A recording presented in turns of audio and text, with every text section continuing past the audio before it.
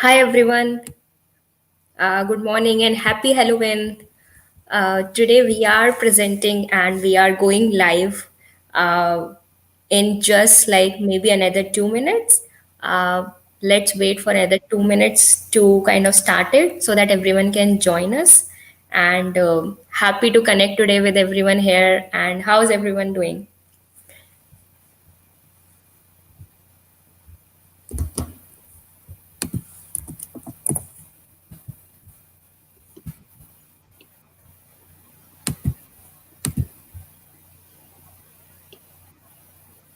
I'm fixing something.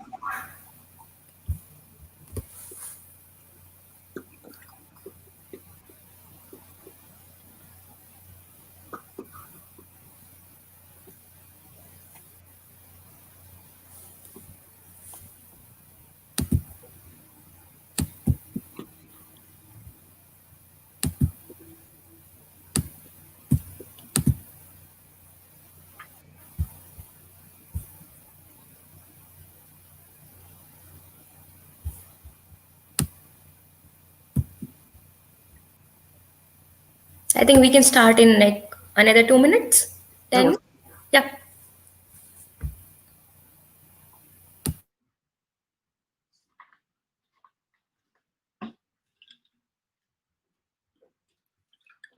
My guilty pleasure. Pineapple soda.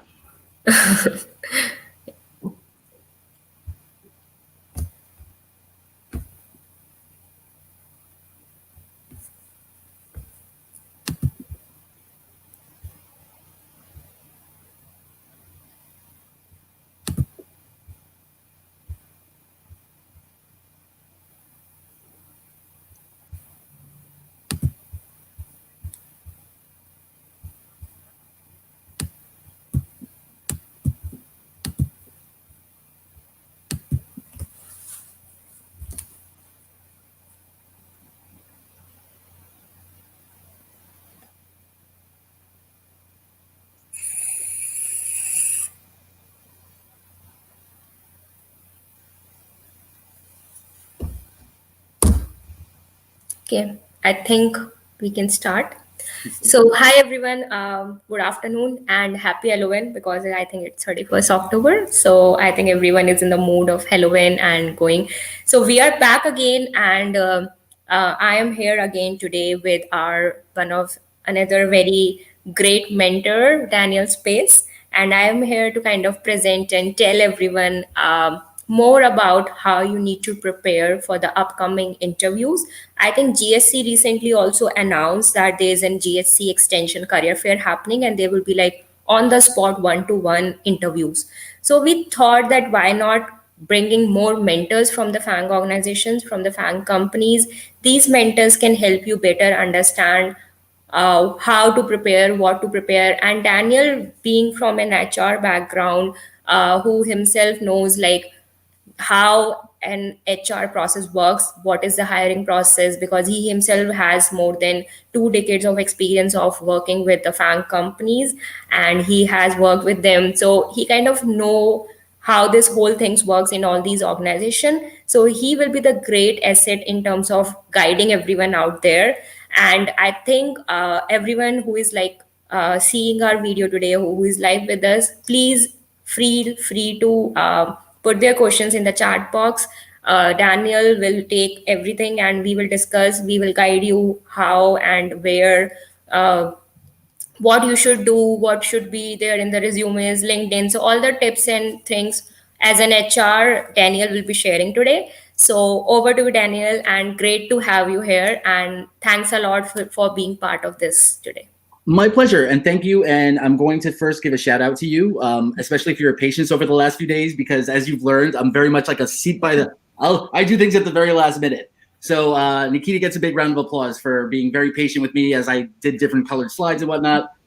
So as Nikita said, my name is Daniel Space. I'm an HR professional with about 20 years of experience, primarily within tech and media companies. And I'm so excited to talk to you guys today. And if I make weird faces, it's only because I'm figuring out tech things. I'm not judging anyone. All right.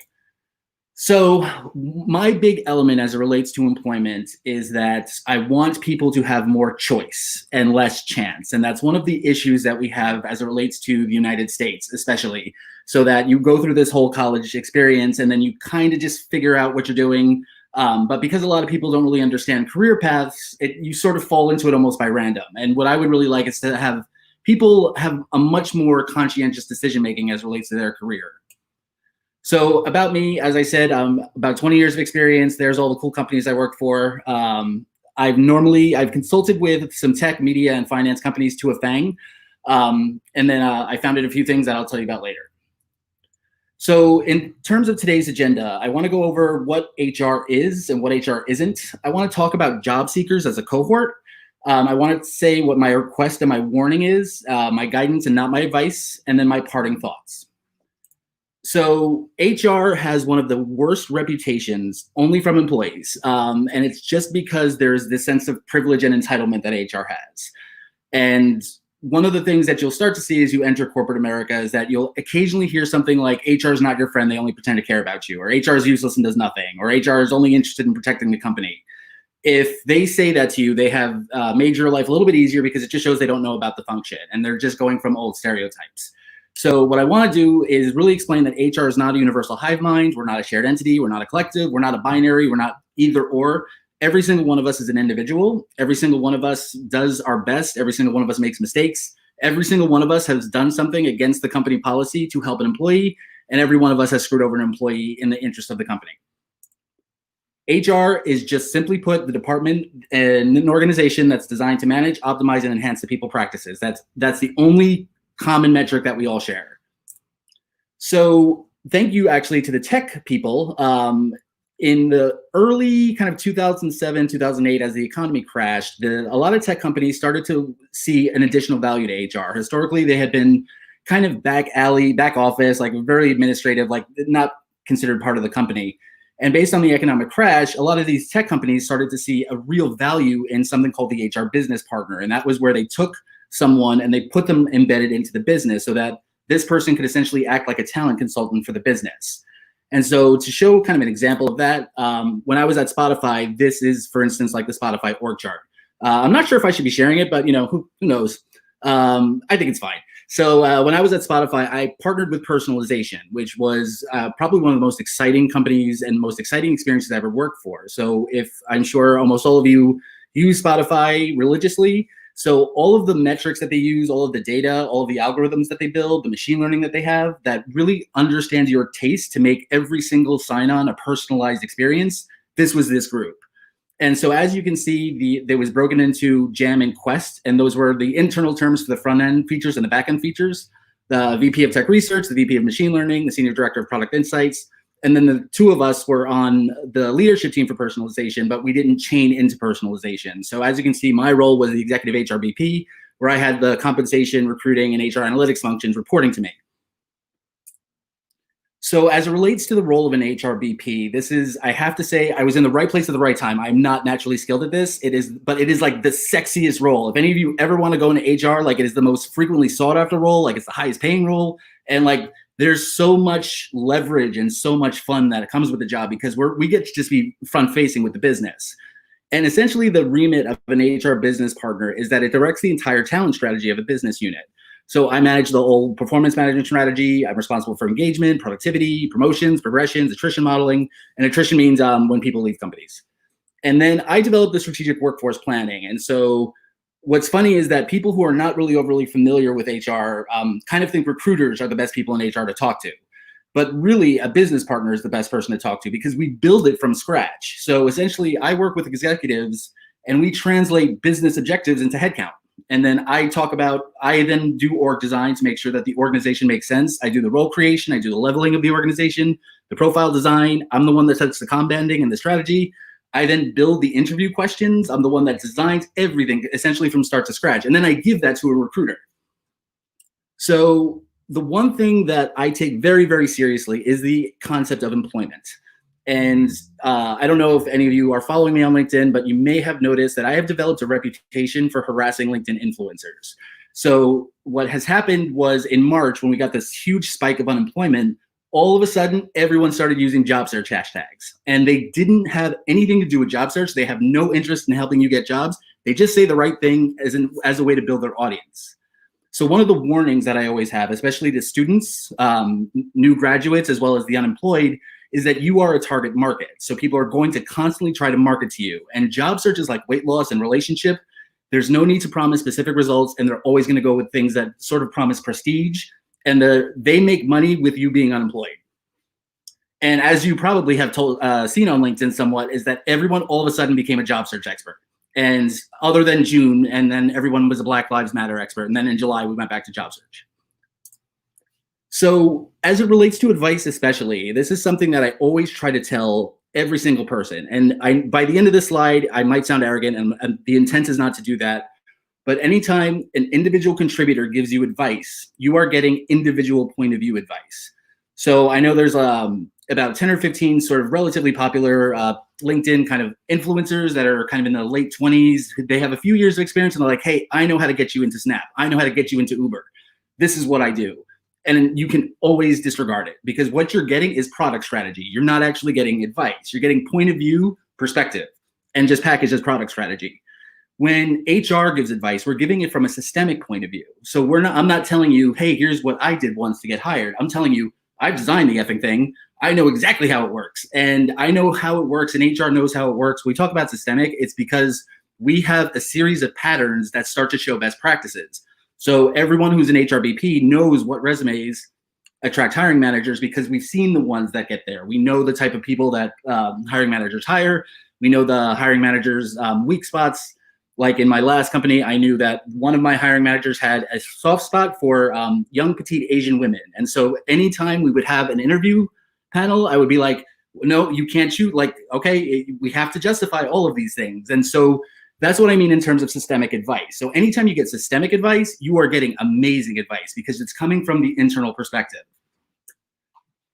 The problem with bad advice is that it sounds good. It manipulates job frustration.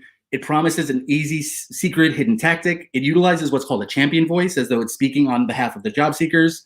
It focuses on individual POV and not systemic. And it feels like a sales pitch. So I'm sure several of you have kind of seen the LinkedIn influencer. It's like, dear hiring managers, do this, this, this, this. Or why do you need experience? All you need is character. I hired someone with character.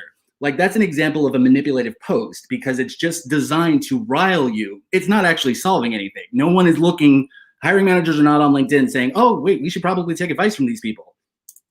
So here's 4 perfect examples of like the most frequent LinkedIn posts that tend to have the highest level of engagement that are almost useless. And so like the one in red, here's a hidden technique. There's no such thing as a hidden technique. And if there were hidden techniques, HR would know it. Like, we're the ones that build and design it. Anything that's ever said as like a hidden secret, hidden technique, that again, you're just getting point of view. The dear hiring manager things is so funny because it sounds so good, and they're built to design on that. And I just keep telling people, hiring managers are not on LinkedIn looking for advice about how to hire people.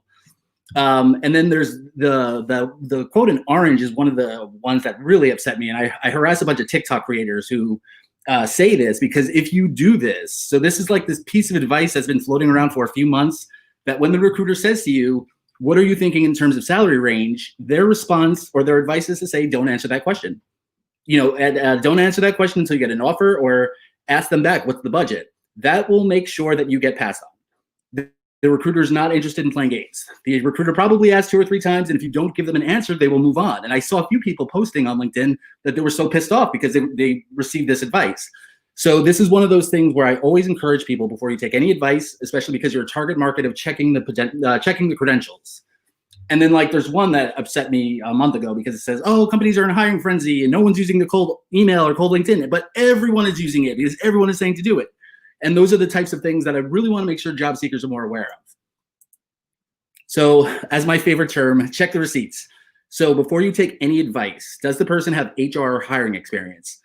If you're going to take advice from someone that's not in HR, the next bet would be a very high-level leader, because they have had significant experience in different companies, in different industries, to be able to say, yes, here's something that worked. Here's my experience. I've hired entire teams. I've hired engineers. I've hired marketers. I've hired salespeople. Anyone else, always check the LinkedIn profile. And more often than not, what you're going to see is, I build LinkedIn audiences. or I build engagement, or I'm the best LinkedIn account to follow. They're just writing job search tags. And here's kind of like the list of things that you can sort of pinpoint as this is going to be more of a hero post that is essentially product marketing and nothing that's actually going to add value. So a lot of these audience engagers on LinkedIn are essentially calling LinkedIn like the heaven, like everyone's on LinkedIn, this is where everyone is. The problem is right now on LinkedIn, it's primarily job searchers and it's primarily businesses that are trying to market to job searchers. Hiring managers and recruiters are not on LinkedIn. For those of you that don't know, and this is not universal, but most US companies refer to October as last call because the fiscal year is going to end and we're in an election year, and whoever wins the election will impact business results. And then we have a third COVID wave coming. So most companies start to slow down hiring as of the middle of October. And if you don't have an offer letter by November 1st, you go from like an 80% chance to like a 20% chance of getting one by the end of the year, which is a number, it's a general statistic. It normally reduces by 4. And so these are really those types of things that job seekers are not aware of. And they go to LinkedIn thinking, okay, good, now I can go do this. And I'm not saying don't go to LinkedIn, but just realize this is not like the big haven that people are trying to do. Realize and always understand LinkedIn is a website like Facebook. It's designed for engagement. It wants job seekers there to look for jobs, and it wants people giving job seekers advice because that makes the engagement positive. So I have some warnings and requests, and this is especially as it relates to FAANG companies, big tech companies. The one thing that I've started to dislike is that I've seen students and I've seen some FAANG employees essentially design a caste system that if you don't work for FAANG, you're less valuable. Like only the top can work at FAANG. And if you work at FAANG, that means you're valuable. There are some really, really crappy people that work for FAANG companies. They just said the right thing. They impressed the right manager. Sometimes it's absolute nepotism. So never, ever, ever think less of yourself because you didn't get into a FAANG, and never think you are better than anyone else because you work at a FAANG. FAANG, like all other companies, will have its pros and cons. I just never like anyone kind of utilizing it as a caste system. The biggest piece of advice I can always give is comparison is the enemy of happiness. So if you and your best friend both applied for that job at Google and he got it and you didn't, that's not a mark against you. You don't compare yourself to him. That's his journey. You are going to have your own. Please help me break the stereotypes that that only these tech companies hire the best people. Like every single one of you will add value. Every single one of you are talented. If you never get an offer at a FAANG company, you are still amazing and skilled and will have tons of value and you'll find a great paying job. Target schools were big up until about 5 to 6 years ago. What started to happen is that it just doesn't matter that much. The big thing as it relates to employment is that skill and experience will always trump education. And that's something that we're trying to help teach college students. My other big thing is always make sure you are the one owning your career and development. I can tell you some from very cynical 30-year-olds who are very angry because they've been in one company for 10 years waiting for that promotion. You have to own it. And that's something that the HRBPs actually at each company are really trying to drive the managers to make sure that employees know to do that. All right, and then my advice is, my guidance is don't do what everyone else is doing. The moment that, and this is what's kind of funny, like, so I'm not gonna speak ill of him, but many of you may know Mass Apply. And Mass Apply is this really, really interesting tool, and I love the innovation that he had. He took an element of recruiting that was so overwhelming and kind of broken, and he made this new tool that allows people to track cold emails.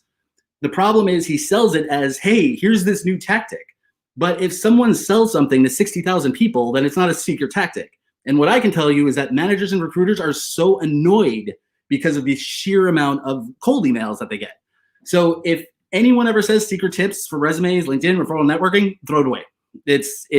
They're offering product marketing, not actually something of value. The biggest thing I can say as it relates to my guidance is to play the long game. You will constantly have rejections. You will have obstacles.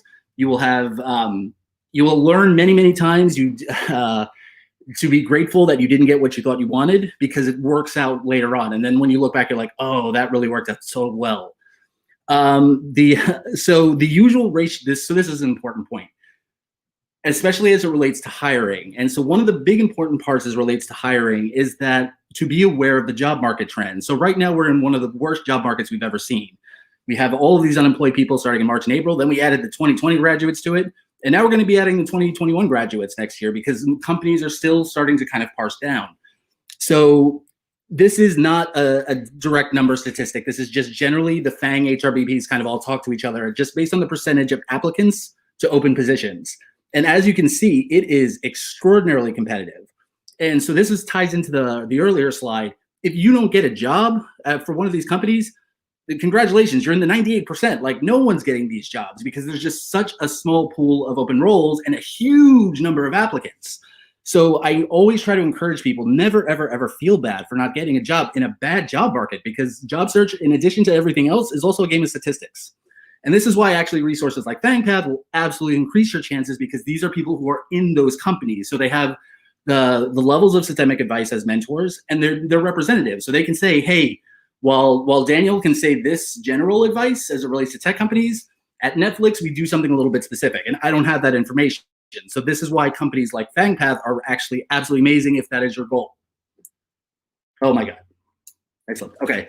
So one of the big things that I want to address is that right now, as it relates to like the big LinkedIn advice, is cold emails, send cold LinkedIns. And there's a bunch of people that say, okay, here's the template to use. And again, we learned never use a template, because if you use a template, you're sending the same thing 30,000 other people are using, and you want to stand out.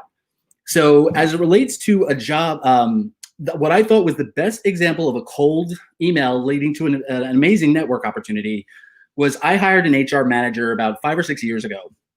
And you've spoken to like 200 people. And one young woman emailed me and said, hey, I just submitted my resume. And I was like, hey, I'm really sorry, I just made an offer. And then she wrote back and she was like, it's totally fine. She was like, but I'm wondering, can I talk to you? I'm so interested in the companies you work with. Like, I'm sort of still new to the HR space. I'd love to just kind of talk to a professional. We had 3 meetings over video once a month. At no point did she ever bring up employment. It was never a thing. We talked about HR, we talked about the fields.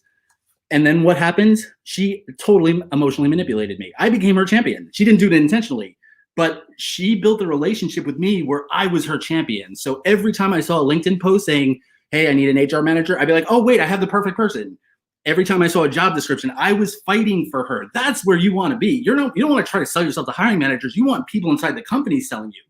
It's very tough to do as a student. You'll get there with a few years of experience. But these are the types of things that no product marketing influencer is going to be able to tell you, because they don't have that systemic experience. And these are like the real ways of success. And so you can't just throw around a word like networking without understanding how to do it appropriately. Networking is not just adding 100 people from a company. It's about building relationships and having people fight for you. And then, so this leads me into my my personal project, which is now its own company. In January, I decided to leave Spotify and I decided to leave corporate America. And I wanted to address this issue as it related to college students, especially for the United States. So in almost every company that I worked with, I built an internship program. I built a new grad program. I'm the one that built the entry-level positions. And every single time it was a chance. Like, it was like, okay, well, luckily this person kind of applied to this role, even though they had no idea what it was. And now that's their career. And that's why I want to do more choice, less chance. And so I've developed a new website called Broken Major, which tells the truth about the American college system, that it's designed to not have you succeed. It's designed to charge you as much as possible, teach you some skills. It succeeds, actually, let me caveat that. It succeeds very well for medical, education, and legal. And mostly, I would say about 50% of computer science. But when you look at the statistics from the Bureau of Labor, as it relates to some of these majors that you think would do well, it's horrifying. Like 75% of criminal justice majors are not employed or are working as waiters. Marketing is like 60%, business management is like 55%. And it's because these education systems teach high-level theory. They don't actually teach things that businesses would value. So I'm trying to act as the bridge with that. So I decided to launch this company that's designed to give all of these resources to students so that they can start preparing while they're in college and then a little bit afterwards. I would say don't go on it today, because I was trying to fix a few things, but we do have a LinkedIn page. We do have some social media, but we are kind of like in this big launch for it, where I just want all these college students to know the truth. And there we go. Boom. Thanks a lot, Daniel. Thanks a lot for telling all this and sharing it with our audience. I think this will help audience a lot in terms of how to deal with the job pressure right now in the COVID time, where we can find the right resources, whom to contact, how to kind of come up and find the right opportunity on the LinkedIn. So I think this whole session can really help them, and I think your content is really helpful, and your experience of so much of HR experience can, where you have or you are explaining how the organizations work internally and how the HR or the whole hiring process is there. So I think this is great. So we have some questions which the like people have asked and in the past, and they wanted to know about it. So I would like to ask you some of them, and maybe you can Of share course. and tell people more about it. Uh, yeah. So one of them is like, what are the some of the main rejected criteria that these companies use after the final interviews when they're comparing This, candidates who performed oh my God, equally this is well? such a good So question. So basically, yeah. this was like an influencer thing for like September. Like, oh, make sure you get candidate feedback. You are never rejected. It was just someone else was selected. And it's just harder and harder and Yeah. harder with a larger statistic pool. You never, in almost all cases, you didn't do anything wrong. Yeah. Everyone was qualified. If you're in the interview process, you can do the job. It's just the one person says the right thing. They have the right experience. They match with something. They connect with something. In some cases, we give the job to someone who's junior just because we want to make sure that we give it a shot. Based on everything that happened with George Floyd, we wanted to make sure that DEI was also considered. So we have bigger candidate pools, and we're trying to make very targeted decisions to make sure that we were hiring people of color. Got it. I think, yeah, this sounds great. The second question is like, people really wanted to know how they can justify the gap in their career, like if they have a gap, like sometimes a lot of people comes and take a break, like especially like women like who got have a baby or something, or they want to take a break and then they want to come back. So how, like, do you as an HR sees the resume, the gap fill in? So how the Oh, okay, you froze. So in most cases, with every year that we've moved on, this is becoming less and less important. My general rule of thumb is that if it's more than a year, to just mention what you did, but then lie about it. So don't.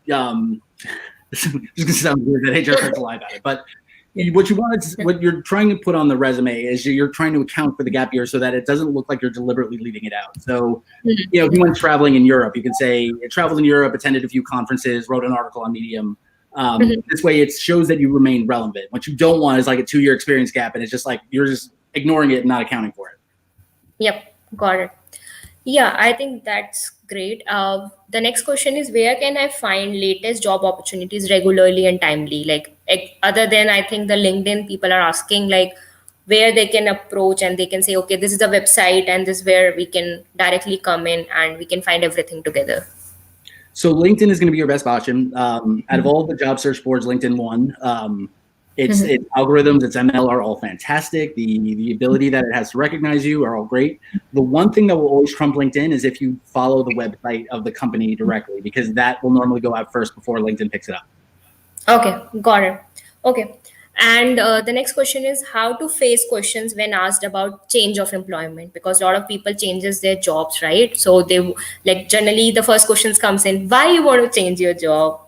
Like that's the first question which I always hear from the HRs or hiring managers, and I'm also like, I have to build kind of a think about it, like what should we say. So what is the right answer according to you? Because I think you have talked to, I mean, more than 500. I mean, if I'm not, yeah. So, what do you think about how you judge that this is the right answer for this one? Sure. So I would say from my own experience, by the way, of getting rejections from it and being told later, never, ever, ever complain about your current role, no matter how much you want to say it. And you're going to want to, like, if you hate your job and your boss sucks, like, you're going to be like, oh, I'm just ready for my next opportunity. Plus my boss is we just disagree.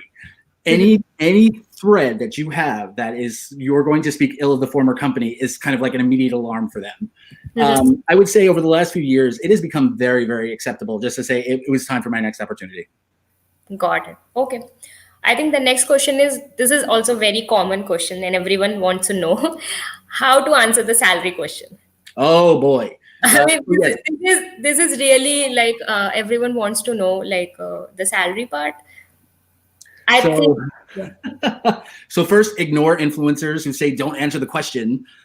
because that'll just get you screwed. The best way to, I'm probably not gonna be able to answer all of this within the time allotted, but the best way to do it is to be confident in yourself and to come back with a range and add 20%. Okay. 20% is good, right? Like, I mean, Yeah. I mean, the recruiters are going to assume you're adding 20%. So, but as Okay. long as you go with, so the things are, never be afraid that the company's trying to lowball you, because the company, it has to pay like 2 to 3 times your salary as its total cost. And then never think that you're going to knock yourself out by going too high. Like the recruiter will say, well, that's a little high for the position. Would you consider something else like in this range? And like, so there's a lot of those stereotypes that are just wrong. Got it. And what about if the person is a fresher? Like if they don't have any previous salary and they're asked this question. So I love all of you. Please do not take this offensively. You do not have a leg to stand on as it relates to negotiation yet. You'll get the experience, you'll get the skills. But when freshers like negotiate with me, I'm like, what possibly things are you gonna try to sell me on, other than the fact that you want the extra $10,000? But that's not how we decide salaries.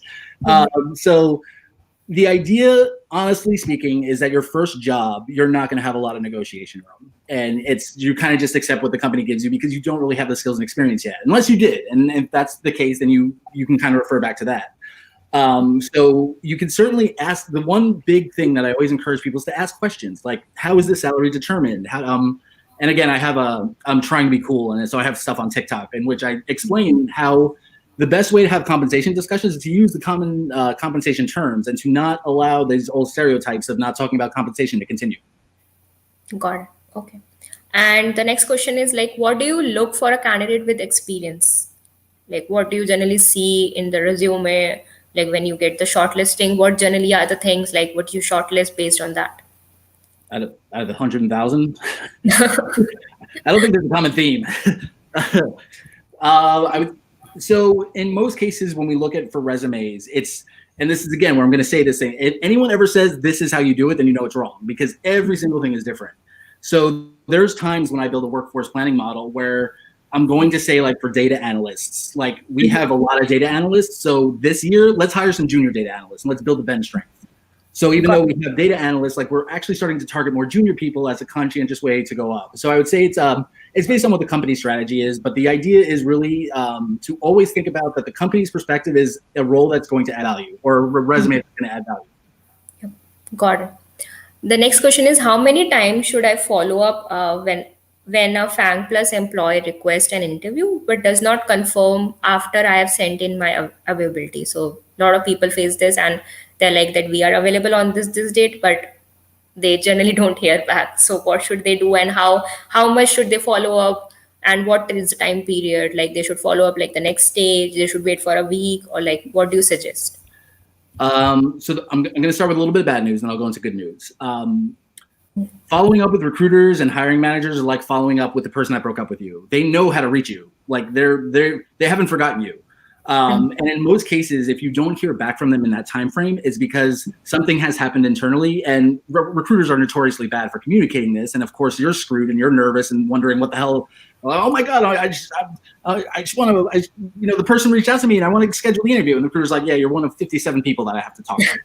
And so it's the idea of. And one of the things I really want to talk about as it relates to broken major is the idea of just transparency and to take away these things that feel so personal, because, and it feels horrible when you're a candidate and you get ghosted, or you're like, Google emailed me, it said, I want to interview you. And I've now emailed you back 3 times. Why won't you answer me?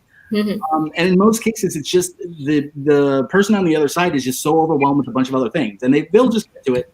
My normal rule of thumb is that there's no rule of thumb. There's some people that you will absolutely piss off the first time that you do it, and they'll just block you. There's others that will appreciate that if you send it a few times, and then especially if you add a little bit of humor in it. There was one hiring manager that I know that at Spotify that loved when people would get sarcastic with him, and like so that we became like this hidden underground. Like the best way to get answers to him was to send him like jokey, sarcastic LinkedIn messages.